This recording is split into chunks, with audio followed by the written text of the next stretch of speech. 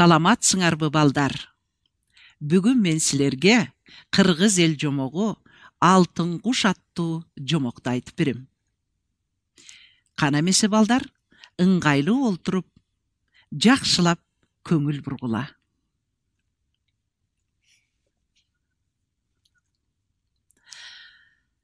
Качандыр бир кезде бир кедей абышка болуп, анын жалгыз уулу жана жалгыз түп алмасы болуптур.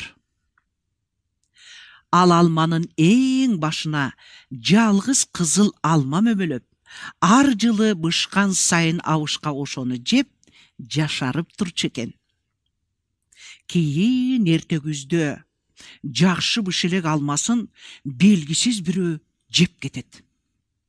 Андан кийинки жылы чалдын өзү кайтарып жүрүп, бир күнү уктап калып, дагы жедирип жиберет. Андан кийинки жылы кемпирине кайтартат. Кемпири түн ортосуна чейин карап жатып, таңгамал уктап калып, ал дагы алманы жедирип жиберет. 4-түнчү жылы баласына кайтартат. Баласы уктабай карап жатса, кандайдыр бир алтын куш учуп келип, алмага конуп жей баштайт. Бала жаа менен атып, бир талканатын түшүрүп калат. Эртеси атасына көрсөтүп, мен бул алтын кушту өзүм табам деп ат токунуп, издеп жөнөп кетет. Жүрүп олтуруп, эки айрылыш жолго туш келет. Жол ортосундагы ташта сол жака баргандын өзү өлөт, оң жака баргандын аты өлөт деген жазууну окуйт. Анан ал сол жака эмес, оң жакты көздөй жөнөйт. Өзүм өлгүчө атым өлсүн деп ойлойт. Бир канча күнү жол жүрүп курсак ачып, аты арыктаган кезде чоң карышкыр астынан чыга калат. Бала жерге түшө калып, атын мууздап карышкырга берет. Карышкыр балага ыраазы болуп, атыңдын теңетин өзүң бышырып алып, менин үстүмө мингин, барар жериңди айткын, мен алып барайын. Сен жаш бала экенсиң, атыңды өзүң мууздап мага бергениңе мен сага аябай ыраазы болдум дейт. Издегеним алтын куш дейт бала. Эмесе мага мингин да көзүңдү жум дейт бөрү. Бала көзүн жумуп, карышкырдын үстүнө минет. Бөрү нечен тоолорду ашып, нечен жолдорду баскандан кийин, көзүңдү ач бала дейт бөрү. Бала көзүн ачса, чоң шаардын ичине кирип баратыптыр. Бала бөрүнүн үстүнөн түшүп, бөрү балага айтат: куш ушул үйдө, бирок кушту бутунан кармабай, канатынан карма дейт. Бала үйгө киргенде карышкырдын айтканын унутуп калат да, куштун канатынан кармабай, бутунан кармайт. Анын бутундагы жылаажыны шыңгыр этип, кароолчулар ойгонуп баланы кармап алат. Эртесинде баланы хандын алдына алып келишет. Бала: атамдын бир түп алмасынын эң учуна мөмөлөгөн жалгыз алмасы бар эле. Ошону атам жеген сайын жашарып турчу. Алтын куш 4 жылдан бери жеп кетип, ошондон бери атам карып бара жатат дейт.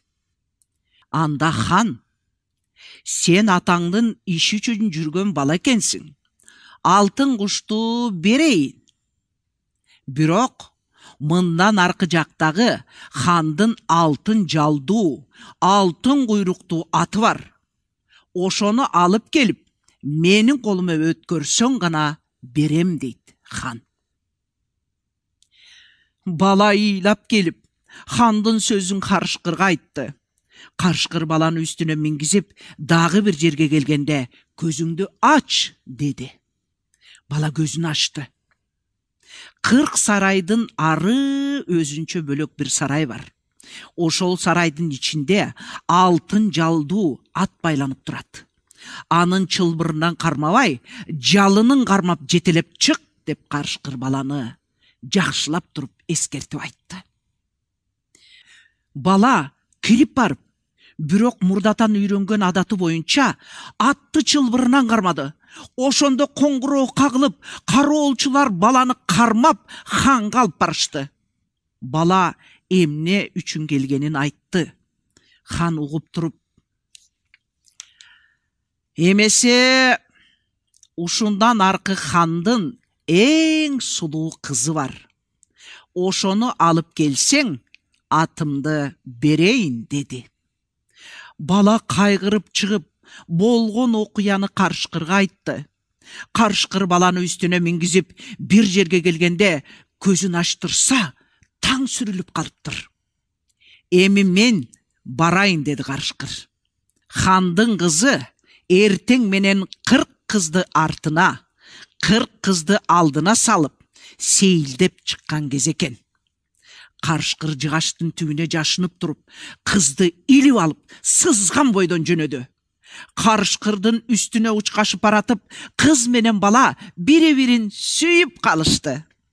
«Эми экөөбүз эч качан айрылбас болдук. Эптеп ушунун айласын таба көр» деп бала, кыз карышкырга жалына башташты. Шаарга келгенде карышкыр бул экөөнү үстүнөн түшүрүп, өзү ошол замат кубулуп, эч бир теңдеши жок сулуу кызга айланды. Бала аны ханга «Өзүң самаган сулуу кыз ушул» деп алып барды. Хан чоң рахмат айтып, баланын сураган атын берди. Кыз менен бала ошол атка минип жөнөп кетишти. Хан кыздын жанына жакындаганда, ал кыз карышкырга айланып, хандын башын жара чайнап салды. Анан жели олтуруп, кыз менен жигиттин артынан кууп жетти. «Мына, бул аттан да айрылгым келбей турат. Ушунун да айласын тап» деп бала карышкырды дагы кыйнады. Карышкыр баланын көңүлүн кыйбай, буга да көнүп, шаардын четине жеткенде ат болуп кубулду. Бала атты жетелеп барып, хандын колуна тапшырды. Хан рахмат айтып, балага алтын кушту карматты. Бала кушту колуна кондуруп алып, кызды атына өңөрүп, андан ары жолун улады.